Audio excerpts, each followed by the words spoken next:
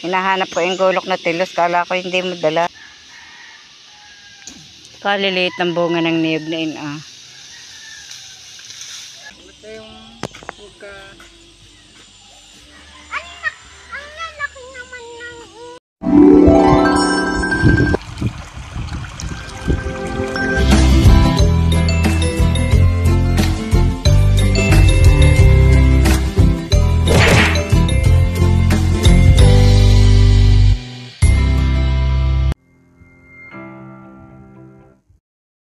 Magandang umaga po mga kabras.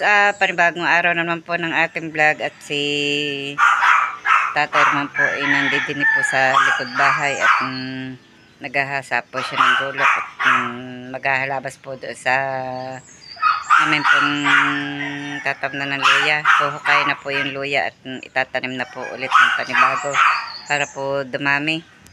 Nandidito po siya sa likod bahay. Yan po siya, naghahasa po ng gulok. Ay, good morning na yung mga kabras. Maghuhukay po siya ng luya. May tanim po doon konting May konti pong luya, huhukay na. At para po maitanim po ulit. Ako naman po ay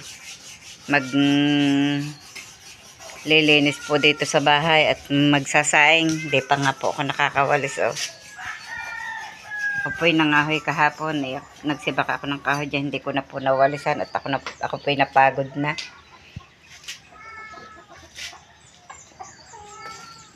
Hindi pa natukaman na ka na. Nasisila nga nakatukado sa taas. Papatuka pa nga rin po pala ako ng mga manok.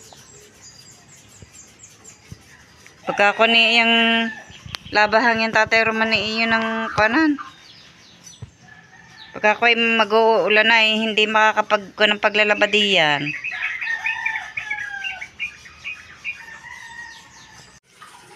Ako po ay papailalim muna at yun nga ang sabi ni Nanay Los. Huhukayin ko yung ilang tanim kong luya at para maitanim uli. Para pagka kailangan ng luya ay hindi na bibili. Huwag lang pong mapasek dahil yan pong luya ay ang kalaban po yung pasek, nabubulok.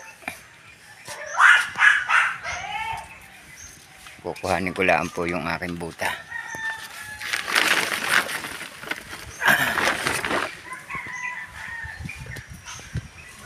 Tayo ay magbubuta.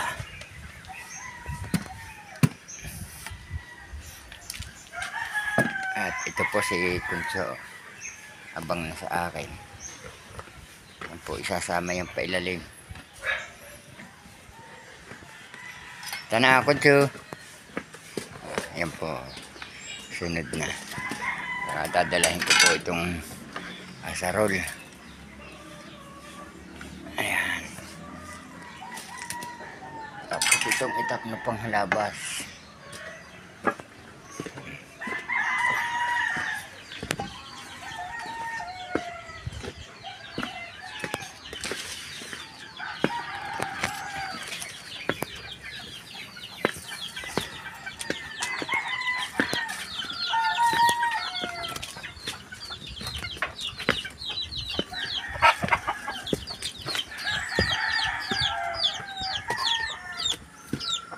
Kunso.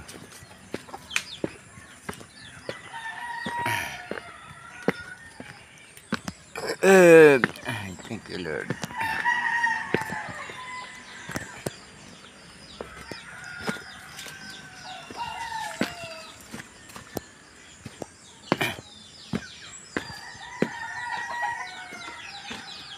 Tulugan pa ang mag-ina.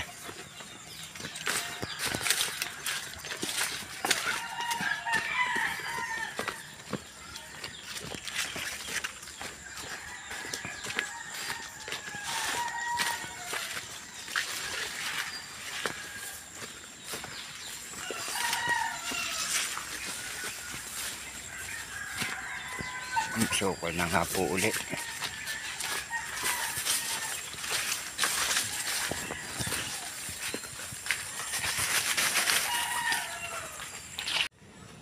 Alisin muna natin mga kabrasok yung damo at yung para makita agad yung luya.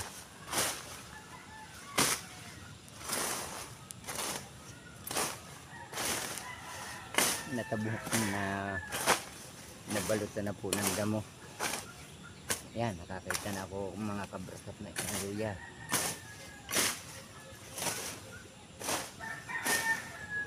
Isang puno. Ilan po naman ito yung para sa akin ba mga kabrasok yung hindi na bumili ng panggamit. Ang sarili nila ang ba mga kabrasok. Halimbawang kapabig mag-atsara o panlap sa gulay, hindi na bibili. Ito na lang po bubunot. Kaya lilinisin muna natin para magaling makita ang luya.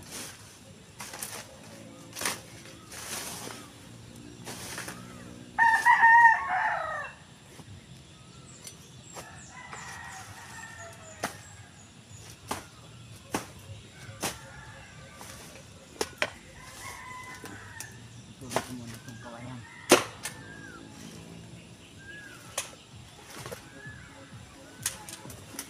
Lipat natin. Yeah.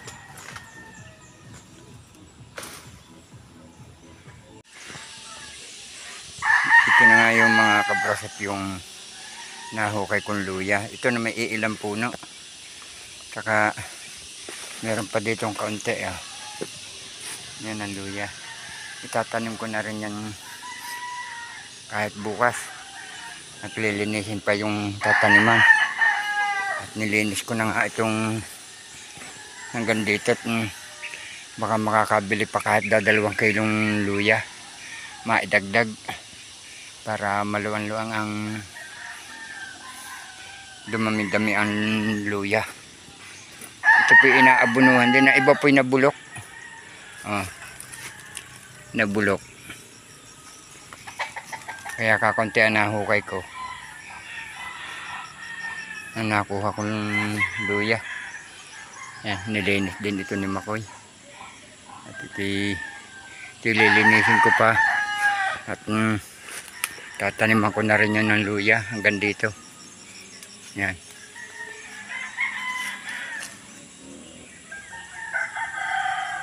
Ito pong balag na, itong ginawa kong balag, ilumugso na aalisin ko na po yan. Baka taniman ko na rin ng luya. Patatalas ko lang yung ipil para hindi masyadong makanlong.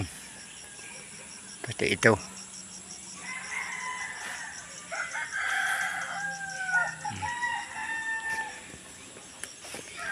Tulog pa ang mag-ina. Yan po, ito hindi naalis. Hindi na po siya napunta doon sa kabila, sa Kampanalig.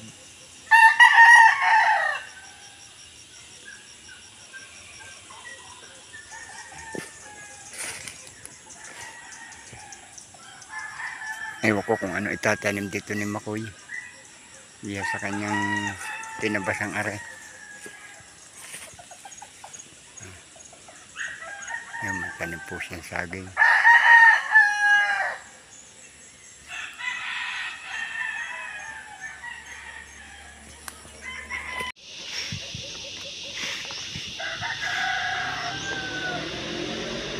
Nililinis po ni Tatay Roman itong tatamnan ng luya.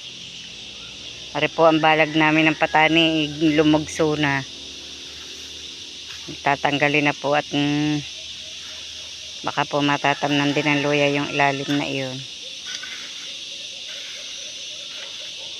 Yung ilinang yun, hindi mo pa iiso doon.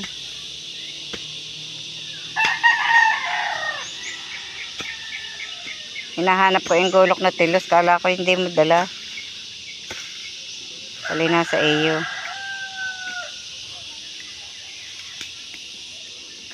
Yung kay ano, nakatumba laang, pero nakatanim pa.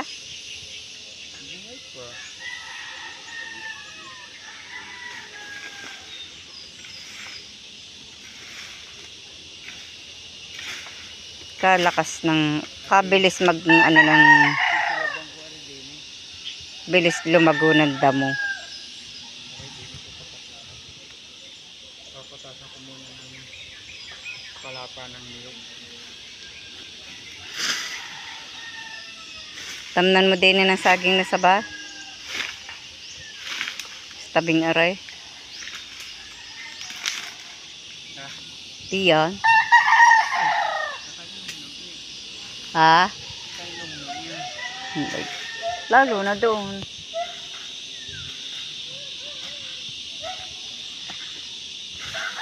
Dami ng tuyong bunga ng patani. Sa ilalim natin, ang dami rin tuyo ng patani. Hindi napapanguha.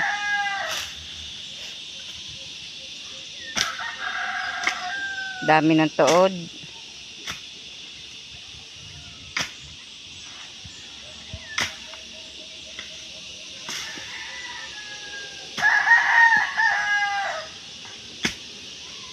Huwag mo na ikakuan doon sa ilalim na yun at sa tabing yan at ano, hanggang dini na din laang.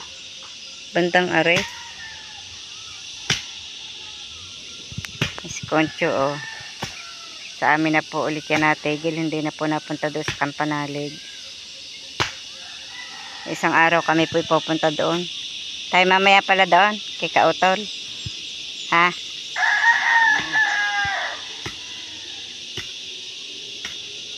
Kapag bisita.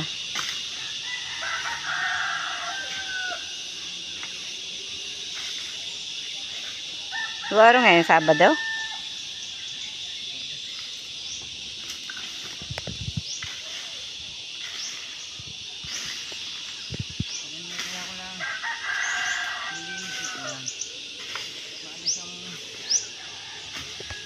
Mabawasan yung mga bagay. Dapat nga yan inahahawanan lahat. Okay, tataas na to kay baka makakapagluto ng ulam. Gutom na rin. Tatabunan ko na lang. Umuwi na po muna kami ni Tatay Roman. Dinala ko po itong maliliit na luya at panggamit po sa pagluluto.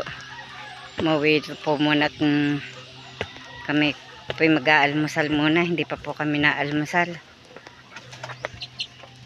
Maghahanap pa po ng pang-ulam. Baka po kahit itlog makapagprito. Itlog po ng aming manok.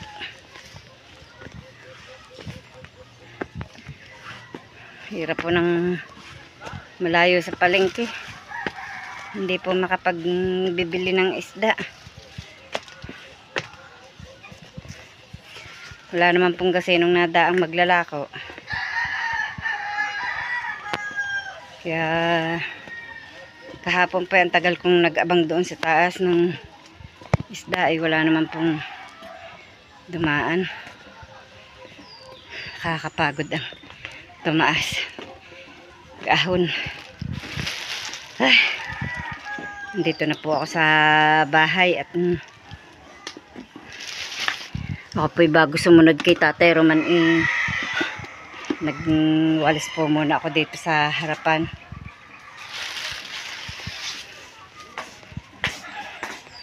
Loob na lamang po ng bahay ang wawalisan. Yan si Camille. Gising na po pala.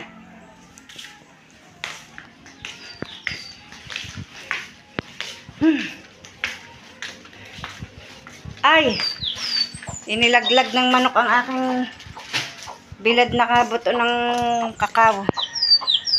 Binilad ko pong buto ng kakao. Inilaglag po ng manok, oh. Kami po nakauwi na po ni Tatay Roman galing po sa pamimiesta po do sa aming kumpare sa Kulit. At ito po kami magtatanim naman po ngayon ng luya. Ari po ang luya at hinimay na po ni Tatay Roman. Kami nga po pupunta do sa ilalim at magtatanim.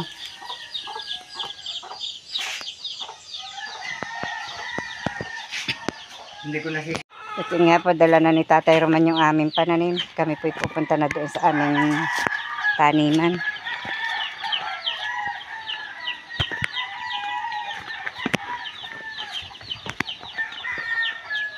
May tangkay nag-angkalaykay. Wala pa naman yata eh.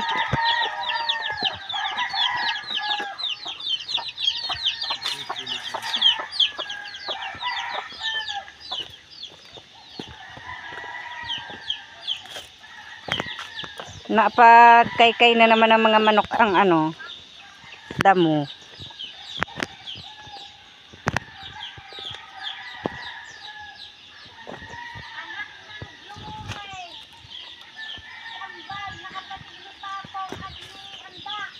Oh. Ayan o. Ayan o. Kasama pa namin si Concho. Parang nalalanta na ang sayote din eh. Tuyo na nga ang kuwan ng sayote. Kadami dong bunga ng sayote eh. May tangkay nag-aangkalay kayo ni Makoy. Ay, madami pa naman doong kuwan eh. Doon marami naman doong may sibol. Yung pa may sibol. Yun nga kadaming bunga. Nado doon sa pagitan doon ng dalawang kalamyas na yan. Siguro yun. Makibitang yung luya, hindi mo hinuhukay. Kinakalaykay po muna ni Tatay Roman ang damo. Para po mabawasan ang damo ng tataniman. Hindi na po ito sisilaban.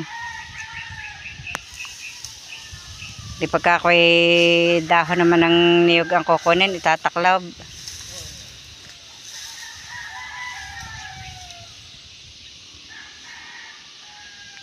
Kaliliit ng bunga ng niyog na yun ah.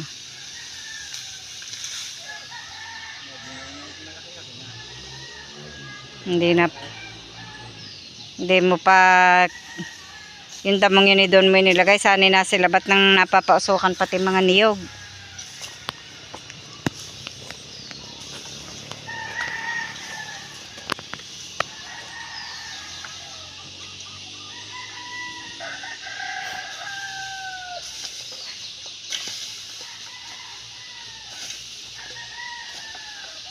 Hindi pa tinanggal ang tuod na are.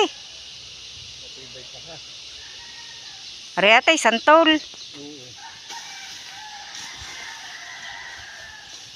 Kung hinukay mo, di mapapagatong.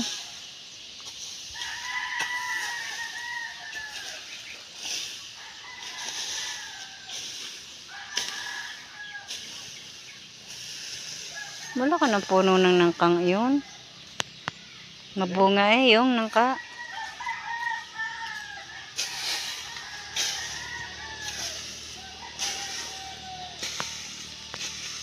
Pinalalambot pa po ni Tatay Roman ang lupa para po ang laman ng luya ay makaluag-luag, lumaki-laki.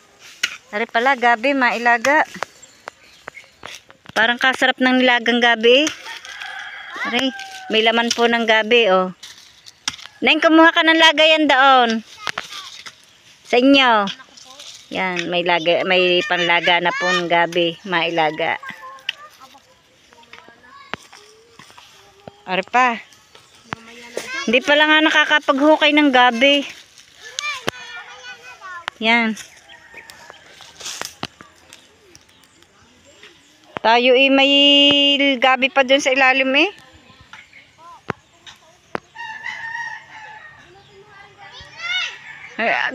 Yung pader-pader na yun eh, kung na lahat siya nang tatamnan niyang inaano mong lupang yan, ano?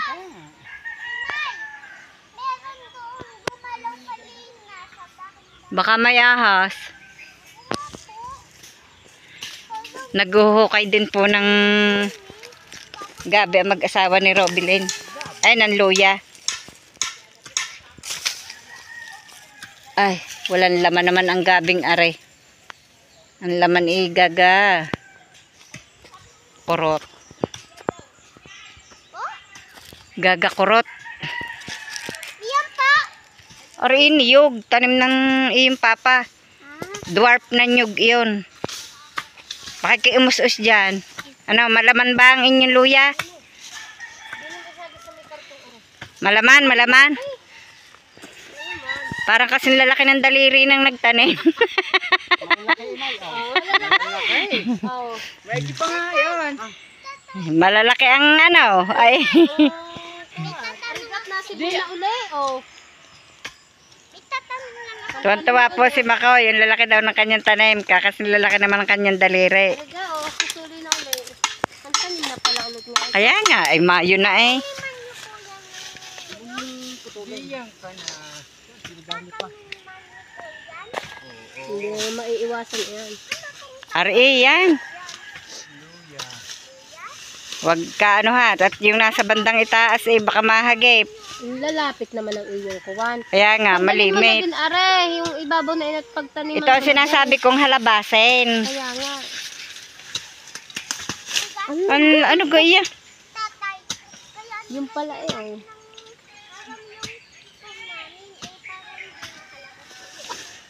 Pinagulong pa.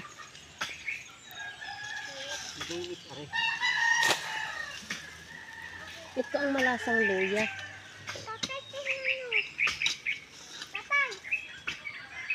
Palibasa ay malimit ang tanim. Kaya nga. Maliliit ang Tamo yan, dais-dais. Maliliit tuloy. Kakunti pa naman tanim mo. Tatanim na po kami ng luya. Galing kalimit? Oo. Parang kalimit naman. Tama na ang limit na yan. Hindi, ano po? Hindi mo eh.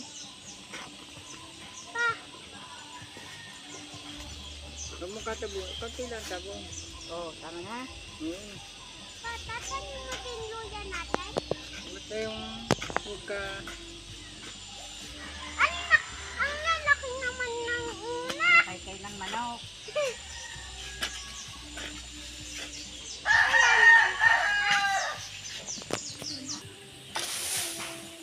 Oh.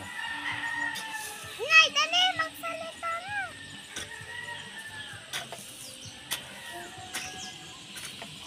At di ni Hui may nakikisaling bata. Ayan.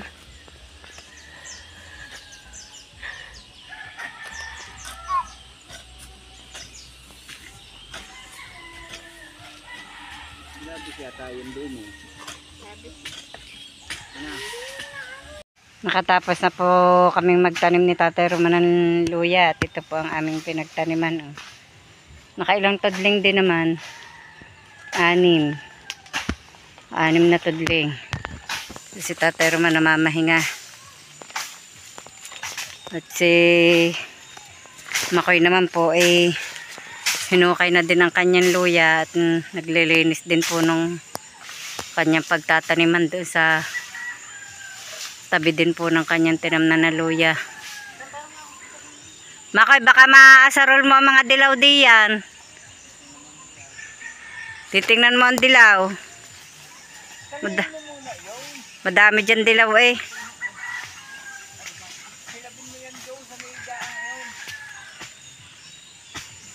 At ito pong mga luya pong nahukay pa po ni Tatay Roman doon sa kanya pong nilinis na yun. Iuwi ko na po at ito naman po maliliit na mailahok din po sa tinola. Tingnan nyo po, may mga dilaw po dito. Oh. Dami ng dilaw. May ubi pa rin. Pag ganito pong nasa bukid, alangan pong hindi magtanim. May mga hinuga na rin ng mga sili. Oh. Ang dami ng siling hinog din eh. Poncho, tara, uwi na tayo. Uwi na tayo. Si Poncho po lagi na po namin kasama. Pag po kami napunta sa gubat.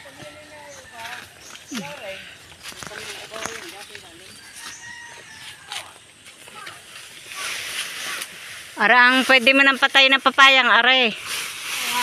At lalaki naman. Kami po uuwi na ni Tatay Roman. Nakatapos na po kami magtanim. Wow, dami ng hinog na sili. Tingnan nyo po, oh. Hinugan eh. Sa mahihilig sa sili, dini po yung marami. Oh. Hindi nalilingilan ni Mark Leo ang sili. Kasi ko nagpalain na hinaray.